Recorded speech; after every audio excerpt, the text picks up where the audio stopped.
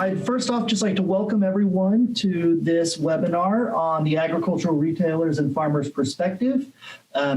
Today we are going to be sharing some research findings from a study that the Purdue Center for Food and Agricultural Business did in conjunction with the Nature Conservancy, but we'll get more into that here over the next hour.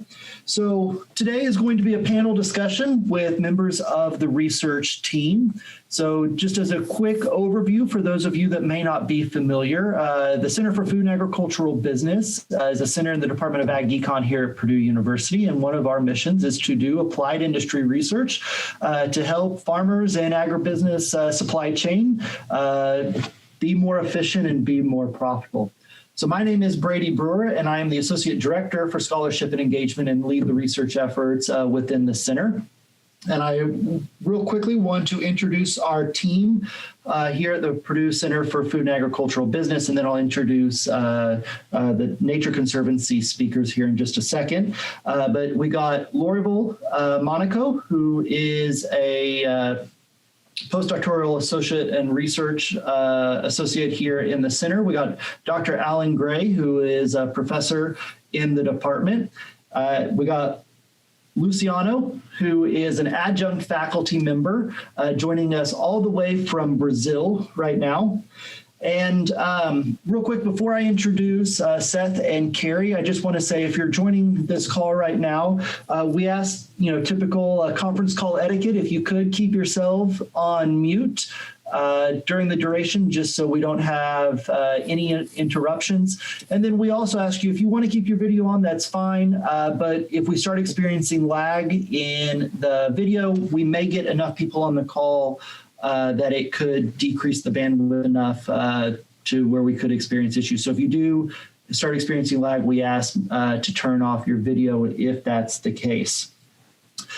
If you have any questions during this, so as I said earlier, this will be a panel discussion of the research that we did. So if you have any questions, we definitely invite you to put that into the chat box. You can just chat everyone so the speakers and panelists can see it, or if you would like, I will be monitoring the chat box along with some of the other Purdue and Nature Conservancy people on the call.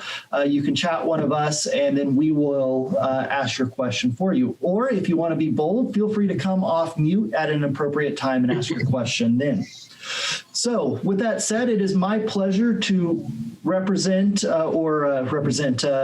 introduce our partners in this particular research project, Carrie Vollmer-Sanders from the Nature Conservancy, who helped us forge some of the industry partnerships that it took to get this research done. So with that, Carrie, I will turn it over to you.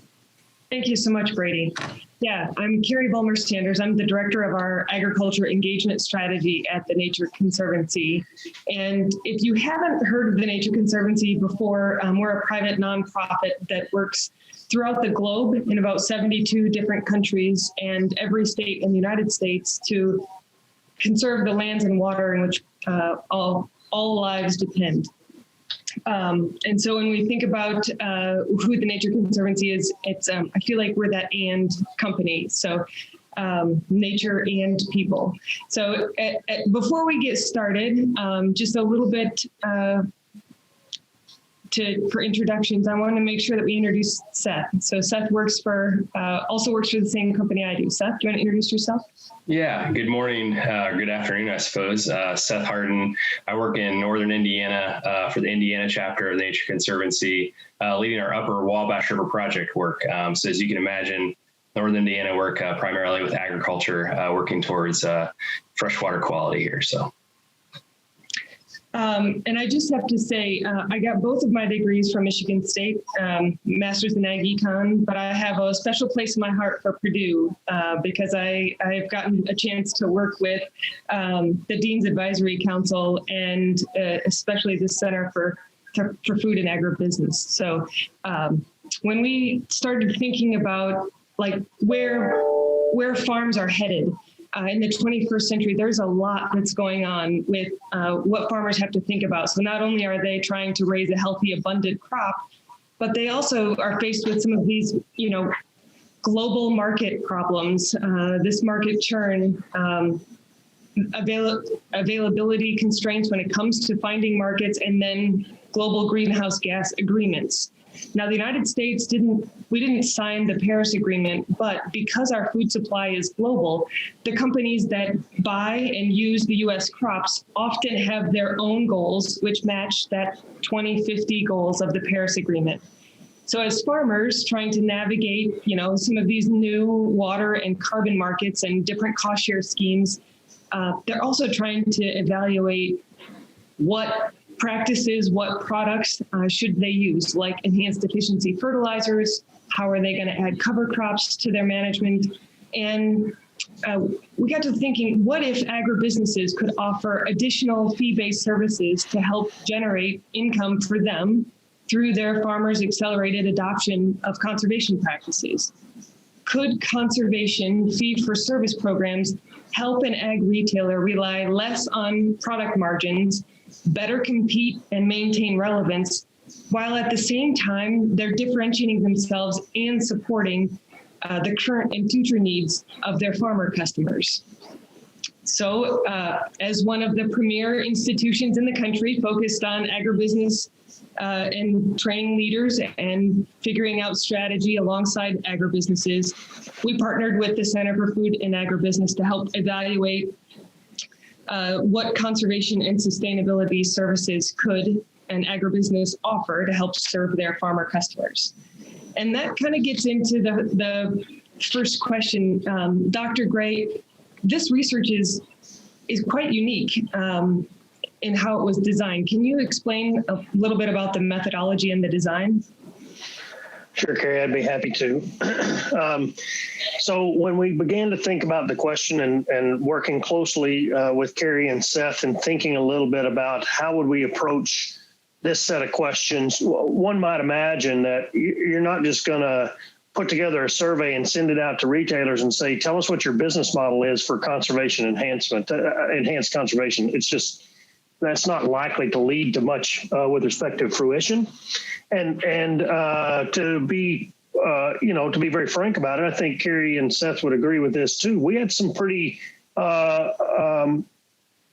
lively conversations about what does it look like, what might it look like, how do we think about the future, where are we today, and we sort of got into this place, I think, where we all said we've got to have conversations with these folks at the retail level about where they are today, what they see the future might be, and what they think those challenges are. And that's sort of framed for us, okay, we're maybe not going to go directly in and say, what's your business model for this? Instead, we're going to have conversations around the possibilities and the challenges to begin thinking more about, okay, what might that business model look like? That's sort of the direction that we went.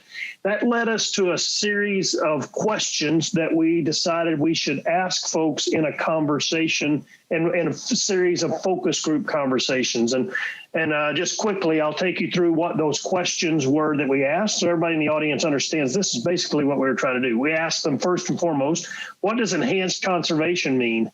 Now, that seems like a simple question, but frankly, I've worked in this industry for 20-something years, and I think Seth and I had a conversation with him. I said, what does enhanced conservation mean? How's that different from regular conservation? How's that different from, does it include cover crops? Well, yeah, it does, but is that enhanced or not enhanced? Well, I don't know. Some people have been using it for 20 years. Wouldn't be enhanced to them. And so we decided, okay, well, everybody sort of has a definition of that. Maybe we should ask, what does the retailer think that is?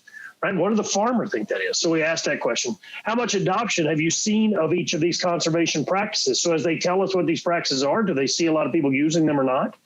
What are the benefits and critical barriers you see for adoption for growers? So where are they pushing back on you? Where do they want to go with this?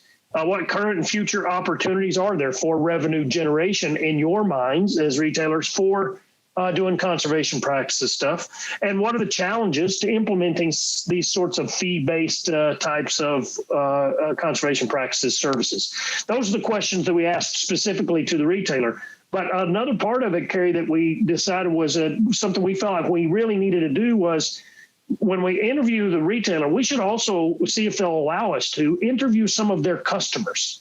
And so that we can get the customer's view of this. And Of course, you know this because we've done that conversation a few times. We went back and forth. Well, there's been an awful lot of surveying farmers about conservation practices. This is different because we're talking about retailers. But the argument was, yeah, but wouldn't it be interesting to figure out this is what the retailer says, and then there's a set of customers that see it in a different way, and can we learn things by just within one organization, seeing how the organization sees it versus how their farmer customers do it? So we were able to do that, get some farmers to be involved in these focus groups for us, and we asked these questions to them. What are the most important costs incurred in adopting enhanced conservation practices at the farm? I start with that question because it's actually a learning we had in the survey in the process. Because the first time we asked them, what would you be willing to pay for? Guess what the answer was from farmers? We're not willing to pay for anything. But you don't ask the question that way. You ask them what their costs are, because that's what they're actually paying for with respect to conservation practices. And we've discovered a lot more from that question once we enhance that. And that's part of the innovation of this research is that ability to be able to sort of adjust as you go along and learn more and more in depth as you go to these focus groups, right? So then we asked them what are the most important external resources for helping you make decisions. Without asking them first, is your retailer an important resource, right? We asked them first, what are your important resources? And then we asked them, what's the role of the ag input supplier in this process for adopting enhanced conservation practices, right? So those are the questions that, in addition to the original questions that we asked the retailers, we also asked the farmers. So how did we do that? We did that across 5 different agricultural retailers across the Midwest, right? Ohio, Indiana, Iowa, those are the states where our folks came from. We interviewed 2-hour interviews with 5 to 8 of the ag retailers' employees.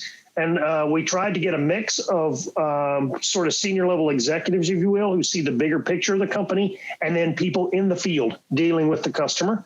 2-hour conversation with them before lunch. Then as an enticement, we bought lunch and had the farmers come in and join the employees for lunch. And then afterwards, we asked the employees to leave the room, and then only the farmer customers were left to do that interview. By the way, that worked fantastic until COVID hit. And then we didn't get to provide lunch anymore because virtual lunch doesn't work very well. So we did, I might not remember this part right. I think we did 1, 2, 3 of the interviews live in person. We did 2 of them then post-COVID online. Worked great, actually. Turned out to work just fine to be able to do it that way. And we're able to learn a lot through those processes of doing it online as well. And also allowed us to expand our geographic footprint a little bit easier because we didn't all have to travel. So that part of it was good. So 5 groups, 5 different companies, employees in the morning, farmers in the afternoon, for a total of 10 different focus groups. I didn't actually count the numbers before we got in here, but must have been input from somewhere around 50 people, I would think would be the input that came into that process. Turns out, I guess I'll admit a weakness up front of it, maybe slight weakness. It's not really a weakness, but of the 5 retailers, they were all farmer-owned cooperatives.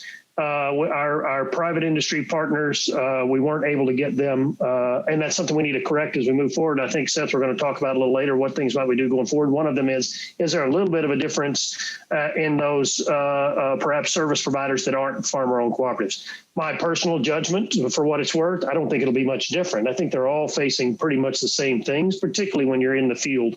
You know, whether you're a nutrient in the field or you're a harvest land co-op in the field, you're doing the same things and dealing with the same sorts of customers. So I suspect the answers will be similar when we do that. So, Carrie, sorry, that was a really long answer to how do we do this? But, man, we worked hard at it. That's what I want everybody to know. Well, and like I said, after that explanation, I think everybody can see how unique this research was. It wasn't just researching farmers. It wasn't just researching the retailer, but it was the researcher, or it was the retailers and their farmer customers, which is great to have both opinions at the same location. And Luciano, I want to jump to you for just a moment. So as we were going through some of the data, Something that stood out from one of the retailers is they described their farmers in one of two ways. They said, when it comes to conservation adoption, we either have believers or non-believers. Therefore, to what concerns the role retailers play related to the influence on farmers' adoptions of conservation practices. Retailers may position themselves as challengers or followers. What is meant by these categories? We kind of talked about those all together. So can you talk about the believers and the non-believers and then the challengers and followers discussion that we had? Yes, sure, Carrie. Thank you for bringing that up, and good afternoon, everyone. It was my pleasure to be participating in this project, and I may say that post-COVID, it was easier for me to be then following the focus group discussions from here in Brazil. Yes, I think when we started exploring, what could be the role of the retailers in fostering farmers to adopt conservation practices, actually we had to take a step behind because, it started with the concept that these retailers had in their mind. And some of them, I would say the majority of them, they actually were dividing farmers into these two categories, which were believers or non-believers. And more than a practice that could be positive for farmers in terms of sustainability or profitability, if you will, they were more like in the terms of thinking that, it's more like a creed. Either a farmer would accept and believe in those conservation practices, or would be even against it. And if you have a retailer following those lines, what would be the role of this retailer? And then we kind of understood that the role would be more like following the farmer, kind of being supportive to the farmer, to whatever the farmer would like to do, and wherever the farmer would like to go. So if a farmer is thinking about cover crops, so I may try to find the seeds for cover crops. So if you're thinking about no-tillage agriculture, that's about the same, right? And then we did find some other retailers that were more in a position to, let's say, challenge farmers, and even bringing insights to farmers to think about, how can I be a salespeople or a salesperson that can challenge farmers to improve, the efficiency of that farmer. And then we started thinking that, these retailers could bring suggestions for farmers to adopt those conservation practices. So this is actually a very important finding from our study. So we have to, really try to understand that, yes, that's right. Some farmers, they behave like that, but other farmers, they don't. And then if you think about retailers, so what can I do about this? So, of course, we would expect almost like most of the times, CCAs or the retailer as a whole to challenge farmers. And it was interesting because when we had these two groups, like the employees in the morning and the farmers in the afternoon, we did have farmers in the second group that said, I would like to be challenged. I would like to be challenged by my CCAs in terms of what could I do better? How can I be more profitable? Or what sorts of practices I'm not doing that I could be doing? And that was a kind of frustration. But of course, there are other farmers that they just believe that, they do what they have to do. And, in conservation practices, it's more like, just a story to be told, but it won't bring anything to them. So again, I think it's a matter of segmentation maybe, but it's also understanding the concept that these retailers have in their mind before thinking about how we can work with retailers to kind of create an environment that these conservation practices will kind of grow because, these practices may be actually interesting for their farmer customers. Luciano, we talked about this a bit yesterday. You and I did. We had an interesting conversation about this because, Carrie, when we think about enhanced conservation practices, but we're also having to have this spin around the business model at the retail level of what that would look like. And I really like this concept that Luciano kind of introduced us to as we were going through these conversations. He's saying they're asking for, or they're thinking about this idea of the challenger role versus the follower role, right? And I thought immediately as we discussed it, I thought of that as sort of demand generation, because I think of it from a business perspective, right? Who's doing the demand generation for enhanced conservation products and services, for example, right? And what we find there, I think, Luciano, is that many of our retailers are struggling to figure out what demand generation looks like, where you have segments of producers who may be open to that product presentation, if you will, or enhanced conservation product, and others that aren't. And I think we've been working with retailers for so long and their salespeople that one of the things that's always a challenge is to sort of segment producers and figure out how you're going to do something different with one set of them than with another. And so that's where I think, Luciano, if I'm correct, this is where we came up with the idea that it might be a follower mentality, which is until that producer reveals to us that they're interested in cover crops, we're not going to generate the demand. We're simply going to react to it. And that's because of two possibilities, I think, that we might get into later. One is I might not have the tools that I need in order to actually be a good challenger or demand generator. And two, possibly, as it relates to the business model, I don't have an incentive structure that incents me to generate demand in that area. I think those are the two things that sort of tie critically to this idea of the challenger versus the follower. And it's something that I think, as we move forward, we have to continue to think about how do we help with that transition, right? To say, what does it look like to become a demand generator for enhanced conservation practices at the retail level? I think is important for us to think about. And what Luciano's done here with this follower challenger thing, I think is a brilliant way for us to start to frame that conversation. Yes, and also, Alan, yes, just following the discussion yesterday, when you think about the incentives, it's about the motivation for them to offer those suggestions, those insights, but also thinking that it's an opportunity for them, because some growers, like I said, they want to be challenged, and working with those producers, those growers, and if they are interested in conservation practices, it's for sure an opportunity for them to connect with those farmers. So even before thinking about any economic result from those activities, we understand that some farmers, either because it's a believer or non-believer, but anyway, if it's going that direction, working as a retailer, as a salesperson, that's a great opportunity, a great avenue for connection, and like I said, fostering the relationship, and of course, business will come as a consequence.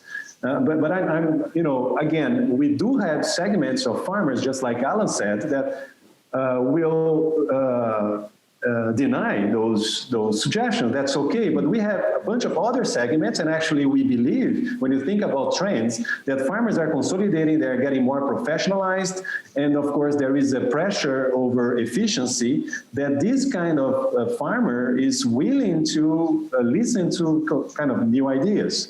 We found salespeople afraid of even giving suggestions, in terms of hurting the relationship, because maybe this person will think that I'm not, thinking correctly if I come up with those suggestions in terms of conservation practices. Just fantastic. Thank you for sharing. And before we move into, the challengers and followers a little more deeply, I want to jump back to believers and non-believers. And Dr. Monaco, want to talk to you about, so there are farmers that when they think about cover crops, this is one of the conservation practices that could be enhanced to some. And so when we think about something like that, cover crops have short-term gains, like less erosion and maybe weed suppression, but they also have some longer-term wins that maybe are more profitable to the farmer in the long term, like increased water storage and having higher organic matter, even more microbial activity. When the farmers were being interviewed, how was this barrier to adoption, that longer term view, how was that viewed by farmers? And then if retailers had any thoughts on that, please share. So thank you, Carrie. Thank you for the question. Good afternoon, everyone. So it was very interesting. First of all, we didn't have anyone come up and saying, conservation practices, they're not good, or I don't see benefits on those. The biggest problem when it comes to those, even the shorter term wins, is that the parameters are really hard to measure. Right. So we're talking about organic matter or water retention or all of those things, even though erosion, it's really hard to measure those things. So it's really hard to prove, although you can see those in more like in a qualitative kind of way, it's really hard to put numbers in that. Right. And some of those practices or some of those results, even they come like in a very long time. We're talking about decades. Right. So for a farmer, even though they believe that, or if they're in the category of believers, that this is a good thing, in the end, they're running a business, right? They have to have a end result that, needs to be profitable. And if they need to make an investment in that, not knowing what kind of return that is going to bring is probably the greatest barrier we found when it comes to farmers, right? They need to understand, they need to be able to quantify those results. And on the retailer side, and one interesting response we had in one of the focus groups was that we can invest and, buy machinery, train people, get knowledge, and, acquire all the inputs necessary to bring those conservation practices to the farmer. But since the time period, the payback might be very, very long, they are not willing to take that risk sometimes. So they feel like, well, what if we do this and we foster this practice and in 5 years from now, when the results are solid enough for us to, bring that to farmers, something else came up and it's better and is more responsive, or, and replaces this investment that we made. That is all lost. So in some ways, we understood that there is room for some partnerships there with universities or companies, the manufacturers, so they can share the risk on those investments. And then they would be able to bring those very important results to the farmer, right? I think that, as I said, there is even that, even being two categories of believers or non-believers, none of them said, I don't think that's good. What happens is that they might say either I don't think it's good enough, or I don't think it's going to pay off. And I have to be very clear, when I say pay off, it's not necessarily on a financial aspect. If you go, by farmers in Ohio, for instance, they have regulations about water quality that they have to abide by, and giving that answer or, following that regulation is a result for them, is a return on their investment because they have to. So I think it's when we talk about barriers, the mindset is important, but we need to understand that all of us are running business there, retailers and farmers, and they need to see some sort of return in those. Mm-hmm. And so you had mentioned, retailers maybe having partners and sharing in some of that risk.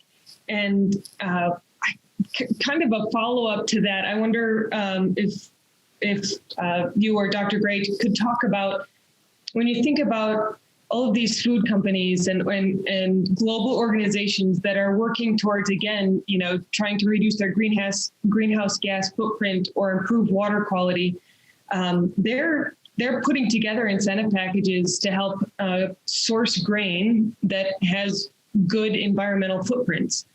Or small environmental footprints. Conservation districts are out there to help with cost share for some practices. There's even carbon markets and water quality markets that are coming out. And so I'm wondering, Like what advice would you give some of the partners that could help in this whole food supply discussion? What advice would you give them on what to do, where to start? So I can start this, but I think Dr. Gray can explain that much better than I. But I think that, first of all, we have to remember all value in any value chain comes from the customer, right?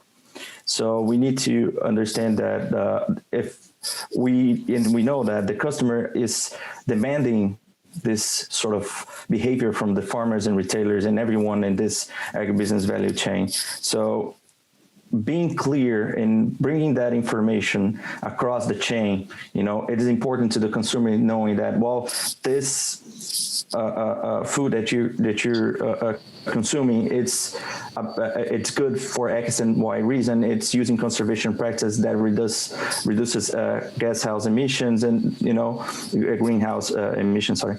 So I think that's one way to do it. Bring that, because if the demand is there and if the customer is willing to maybe pay more for that value can be captured and shared across the value chain. So let me just follow up. Lorval did a nice job of answering it. I think if I think about it from sort of a broad parameters perspective, I think of it first and foremost as connecting practices to outcomes. Mm-hmm. So what we have a tendency, it seems to me, to want to do is we have an outcome that we want, lower greenhouse gas emissions, and then we're going to tell the farmer, this is the practice you need to adopt. But we don't actually measure whether that's going to reduce how much does that reduce greenhouse gas emissions? Rather than saying, actually, Mr. Farmer, we want you to measure your reduction in greenhouse gas emissions. You use a practice that works for your farm that does that. Instead, we have this positioning where we want to say, you have to do it our way. Look, these people are stewards of natural resources. They've been doing it for all of their careers. And so it seems to me like we sometimes bring a stick to the problem when we need a carrot, right? Telling farmers this is the practice you ought to pursue instead of saying this is the outcome we need. Mm-hmm. Now, that outcome, you might get that from multiple sets of practices that you might adopt. And let's worry about the outcome that we want from that our consumer is willing to pay for, because a consumer doesn't want to pay for cover crops. That's not what they are trying to pay for, right? Consumers are willing to pay for clean water, less runoff, right? The Mississippi River that's not killing the fish in the Gulf of Mexico. That's what they want to pay for. Right? And cover crops is a way to help with that, for sure. But might not be the way for this farmer in their farming practice to do it. Maybe there's a different way for them to do it. And so my recommendation is, let's not dictate this is how you should run your business. Let's request of them that we need these outcomes, and we'll pay you for those outcomes that come from that, whatever practices you may use. And I think that then the other piece of that we need to recognize is the risk sharing that goes on in that. When you ask the farmer to make the investment to get these outcomes, there are risks associated with that. Those risks may be that I get poor crop outcomes as I learn how to use those practices. I have tremendous amounts of investments that come up front, but payoffs come in later periods, right? I have risks that I won't have markets available to me that even though I've done these things and lowered this, there's no available market for me to sell to that gives me the premium for it. So coming at this with a partnership mentality, which says, hey, these are the outcomes we want. How can we partner together to get to those outcomes? And we will share in the risk and the reward associated with doing that are the things that I think would be more beneficial in terms of getting people to align. And to be clear, Carrie, there are people doing this, and we're getting more creative all the time in the food chain about how we put these things together. So I'm not saying things that nobody's doing it, but I think we're in an evolution where we're trying to figure out what those things are going to look like. And my judgment is we're really poor still at the moment at actually measuring this is the amount of greenhouse gas emissions or water quality that we get from this particular practice. Right now, I just don't think we still have very clear outcomes that tell us if you do this, these are the things that happen to water quality. We're getting there, but we're not there where we need to be. Well, so I think there's a lot of data that's coming along on impacts. Some of the stacked practices, I think you're absolutely right. We don't always know, is it additive or is it exponential impact, right? So probably I'm thinking that we're underestimating, greenhouse gas or even water quality benefits on some practices. But I want to go back to Carrie, sorry to interrupt, but just one thing I want to point out, because I think we ought to have more discussions about these things. So I think you're right about that for sure, right? If we're talking about the Lake Erie Water Basin, we're for sure measuring impacts of practices broadly on water quality, for sure. In the Mississippi River, we're for sure doing that. Where I think the gap is that would be helpful is that we're not measuring for this farmer what's happening at the edge of your field coming out. But if you're selling fungicides, right? Listen, Mr. Farmer, we've done a test on your farm, and if we do this fungicide on this corn crop at this time, we get this yield on your farm. Yeah. Well, I think we struggle still with saying, if we do this on this farm at the edge of this field, your water is this much cleaner, which means you contributed to the Lake Erie Basin in this way through those practices you're doing. I could be wrong about it because I'm not the scientist who do that, but I don't think we have that level of ability to sell the product to the farmer with a result that clearly says, if you do it on this farm, this is how the result's going to be. That's where I think we still have to get to. Well, so there's a lot of, we could talk about this for days. I think, it is a natural system, right? And so there's been a lot of models that have kind of helped transfer some of that. But I'm wondering if there's an opportunity for an ag retailer to help in that farmer understanding their current footprint. Can you help understand, the model says that because you're plowing, moldboard plowing every year, and because you're applying your fertilizer in the fall and just very little in the spring, X, Y, and Z are happening. And so if you change these practices, this is what you can expect to get from a change in not only your greenhouse gas footprint, but also in yield, right? Or fewer inputs, perhaps. So I'm wondering if you're thinking, there's a lot of customers out there that are retailers thinking about, decision support tools. Is that? Yes. Where does that fit with retailers? Yeah, that's the way I'm thinking about it. Sorry, Luciano, exactly the same kind of thing. I want us to make sure that our retailers, right, have the tools, if we're going to create a challenger, as Luciano suggested, that they have the tools to do that effectively. Mm-hmm. And if I just think about the way they work today, and then I know we need to shift them from pure product focused people to service focused people around enhanced conservation. But the kind of tools that they have available to them today to allow them to sell products, we've got to get that same sort of level of tools, and it can be those expert systems and modeling systems, right? It's got to be talking points oriented. It's got to be training, right? These are the things that these people, I don't want to be. I'm not calling them out. They do a very good job, right? Bayer, BASF, Syngenta, they do a fantastic job of training the channel on how to use their products. Are we training our retail salespeople at the same level with the same tools and abilities to be able to go out and be a challenger with that stuff? The answer is, my personal opinion is right now, no, but we are getting there and we're moving that direction because we're developing the tools, and we had to do that first. We got to get the tools, and now we got to get the training and the confidence to be able to use those tools. Yeah, that's right. Yeah, Luciano, did you want to mention something? Yeah, the other piece I would like to add to this discussion is the idea of sustainability plus profitability, right? I mean, if we can build the evidence that some of those practices are important also for the bottom line, I think things will be much easier. And I think there is an agenda in place. It's interesting to notice that most of the digital tools coming from the ag input manufacturers, they are placed inside the sustainability area. Either the sustainability area works together with the digital solutions area, or the other way around. That's very interesting, because that's the place where you can gather data from the machinery and and then do that interpretation. I mean, you've changed your practices, and let's see how it's playing out, and let's see the results in terms of, again, sustainability or either profitability. And we know that when you talk about money, that's much easier to talk about why adopting X or Z practice.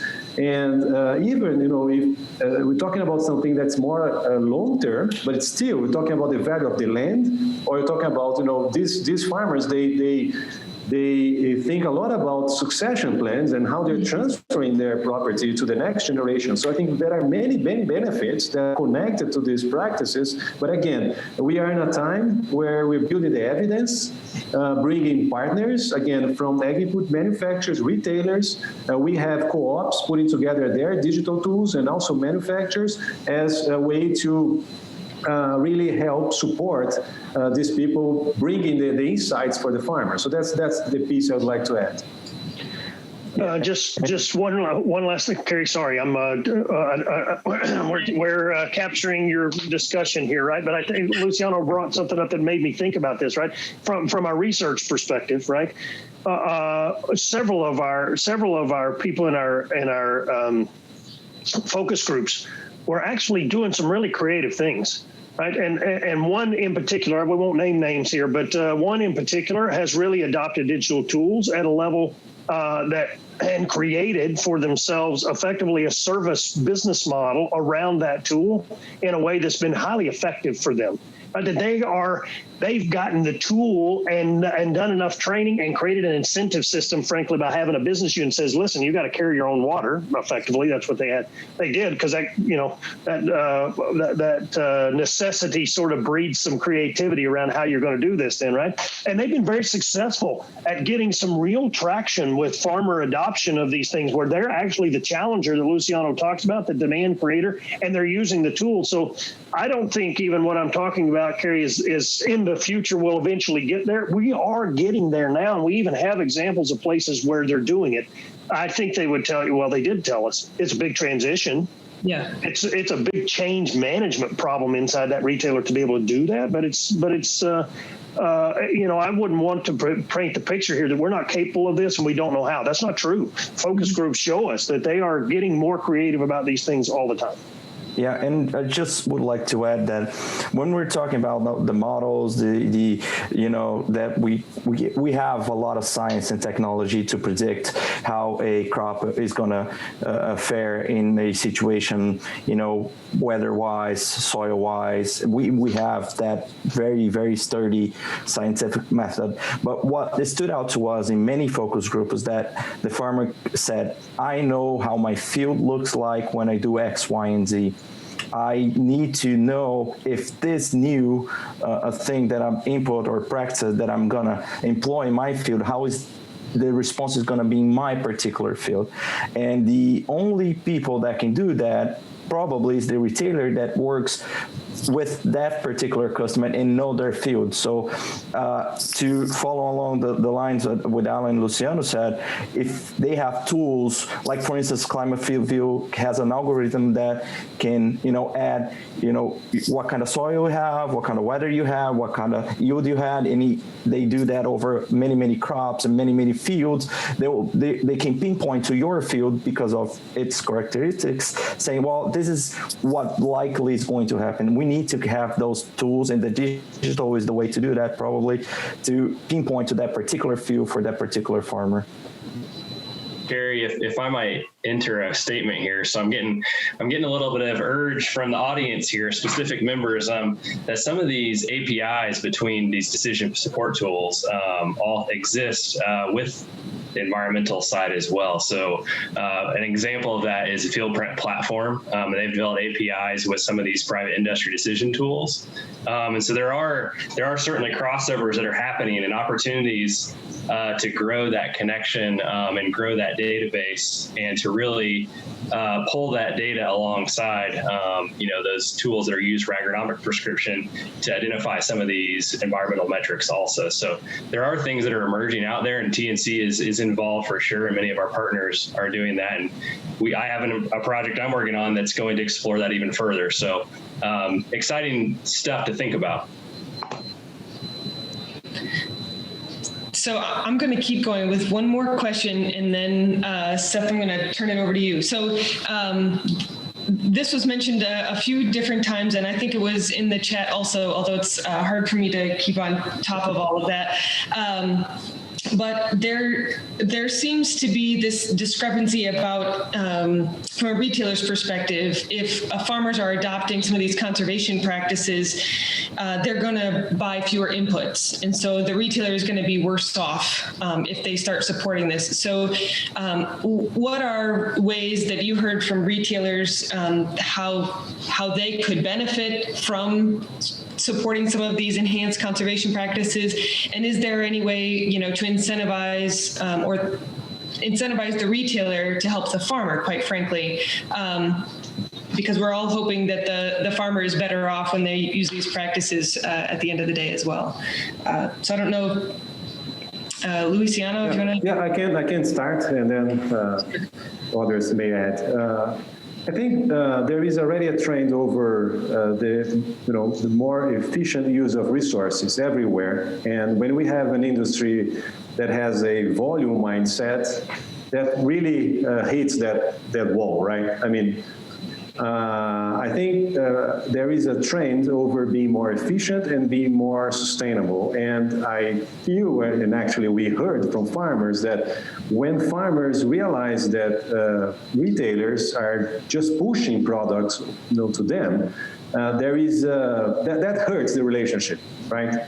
Right. So that's a reality that if you are using more efficiently your resources, you probably are going to end up buying less, but probably you're going to be more profitable, and then you have a long-lasting relationship with that customer. So, am I willing to give up any short-term gain, like I say today, to earn a long-term relationship with the customer, right?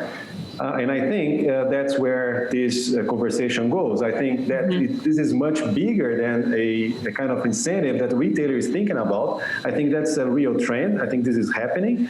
And retailers better adjust the business model to understand that they have to have a more like a consulting business model than just selling or pushing products to farmers, right?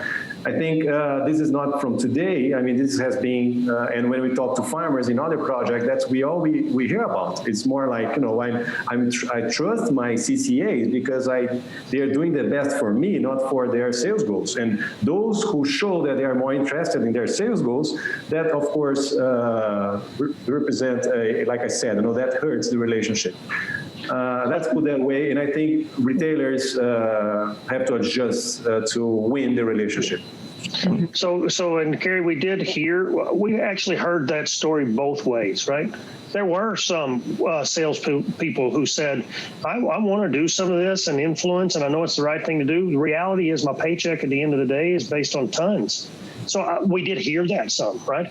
We also heard others who said, yeah, so that's true. It is around tons, and they do use less. But we're a 4R retailer. So one, this is important to us. Number two, to do 4R correctly, you've got to do soil mapping and development of the APIs and the files to do the variable rate technology, and we charge fees for those things. And the farmer sees the real value in that because it's valuable to them to know that they're putting the fertilizer in the right place at the right time because they're not wasting it.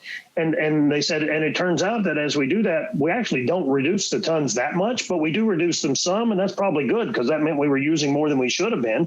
But we're replacing that revenue associated with tons with the service revenues associated with being able to do the things like 4R. So, it's one of the examples I want to give to say, it's not like retailers aren't figuring out a business model for enhanced conservation. If we consider 4R enhanced conservation, they've kind of already figured that out. They've been doing this many of them have been doing this for a while, and their salespeople have adjusted accordingly, right? They get some benefit for that piece of what they're doing on the technology side of this, and that's replaced some of that maybe income generation they might have at the individual level with tons.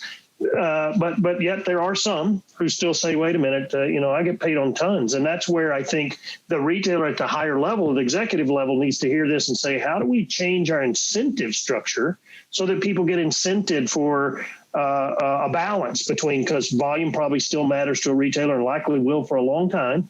Right. But we need a balance between how do we reward for that versus how do we reward for services that are important for long-term benefit. Yep. And I like to add that, sort of like a counterpoint, one of the focus groups we asked that question precisely the way you asked us.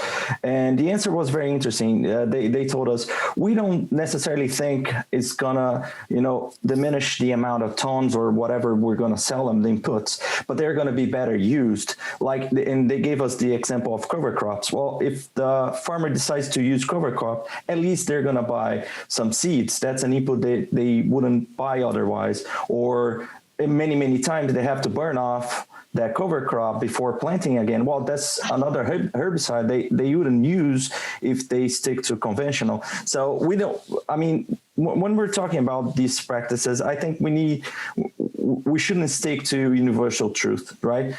I think that agronomically overall, it might diminish some sort of use of fertilizer, but not necessarily. I mean, they're for sure going to be better placed.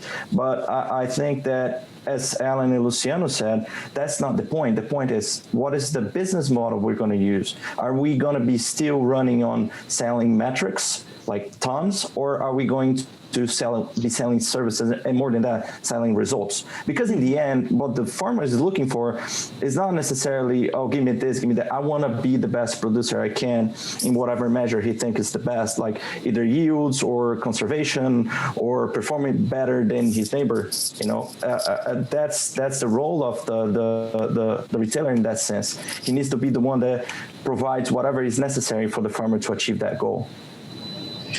So I just want to make a comment about, we were talking about the challengers, and one of the roadblocks to becoming a real true challenger is that maybe you need more information. You need to have that the education and experience with some of the products before you can go out and sell them to the farmers. And American Society of Agronomy, through their CCA program, is going to offer a series of webinars focused on cover crops from start to finish. And so that might be something that CCAs listening or retailers listening that want more information might be a good place to go.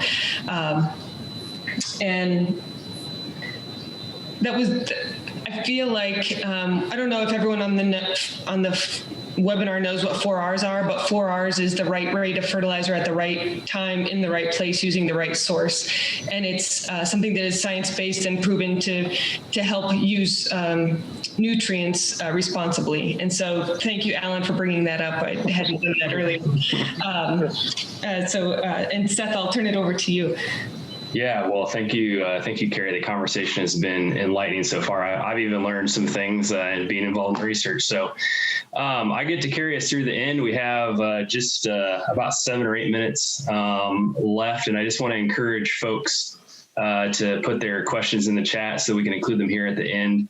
But I have one last formal question for the webinar for Dr. Gray, and is where do you envision the center, or how do you envision the center translating this research into tools or information that can be applied in the countryside? Yeah.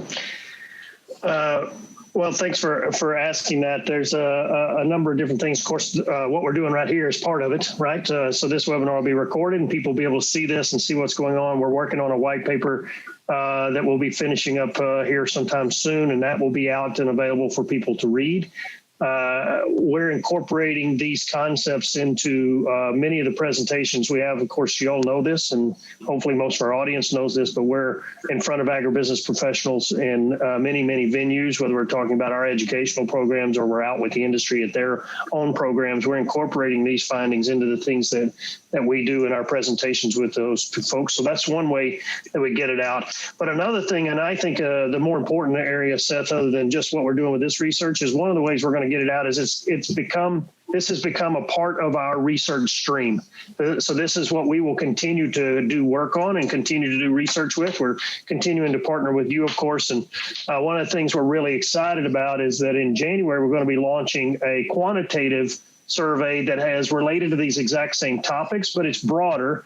We've got a number of partners working with us, still working on getting some partners. I'll do that plug for Brady. We're still looking for some partners. So if somebody on here wants to be one, let us know. We're going to be we're going to be sending this survey out to farmers and a companion piece that goes to retailers for those farmer customers, right?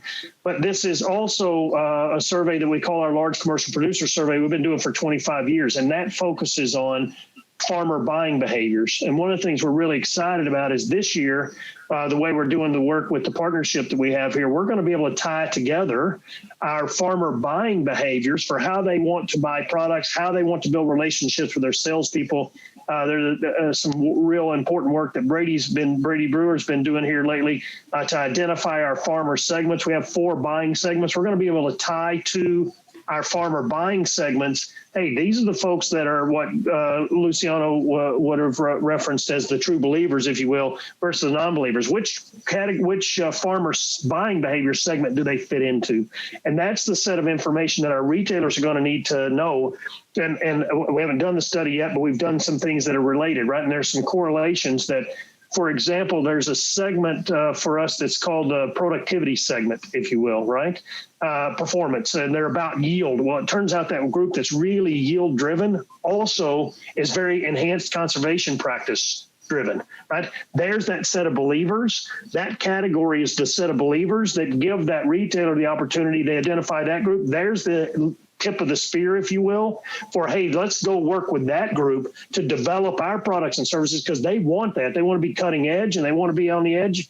They want to be the first adopters and they want to be influencers. Okay, that's a really good group for us. So I don't want to belabor that, Seth, but I'm really excited about the fact that we've been doing this sort of buying behavior of farmers for a long time. We know a lot about that. Now we're bringing conservation into that picture to think about how that fits within that buying behavior so that we can begin to say, target customers and do a better job of target selling of things like conservation practices. The other piece I'll just add to that real quickly is that we're combining that with digital tools adoption. And that's because of what Luciano had said. These things seem to be, at least from the big companies' perspectives, they're tying them together. And that means that you're likely to see segments of farmers who want to use digital tools who may be the ones that are also identified as the ones that will be most likely to be the first adopters of that enhanced conservation practice that we want to do. So, Seth, that's our real intention is, yes, we'll be intentional about sending out the results that we have here. But more importantly, it's an intentional research path for us now to say, OK, how do we help our retailers figure out how to adjust and change what they're doing over time? Because as Luciano said, this is a path that's not hard to predict. We know where this is going and where it's going to be.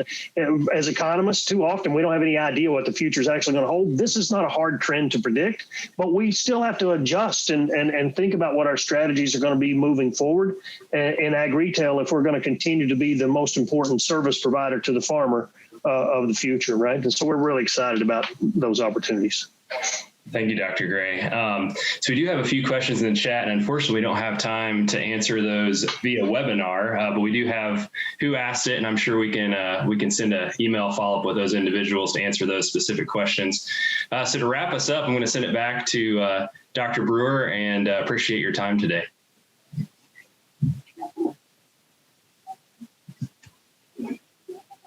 Thank you, Seth. So we would just like to thank everyone for joining us today. So as I share screen here, just want to make sure we get you the information you need to assess that. If you do have any follow-up questions, you have the contact information for our 5 panel members. So just want to remind everyone, for more information on the Nature Conservancy, their web address is listed right there. And again, this recording will be posted online and will be available. And then for more information on the Center for Food and Agricultural Business and partnering with us, because again, this type of research is what we like to do, helping the ag supply chain become more efficient and productive in a sustainable manner. You can visit our website there at agribusiness.purdue.edu/research. Each of the 5 panelists' information is listed there as well for Alan, Luciano, Louisville, Seth, and Carrie. And we definitely encourage you to reach out if you have any follow-up questions. I think Carrie said it best. There were some topics that we touched on during this webinar that we probably could spend days on alone. So this was meant as a broad overview of what we've been doing. And hopefully this incites further discussion and further research ideas. We thank you for joining us. And again, if you have any questions, please feel free to follow up. Thank you and have a great day.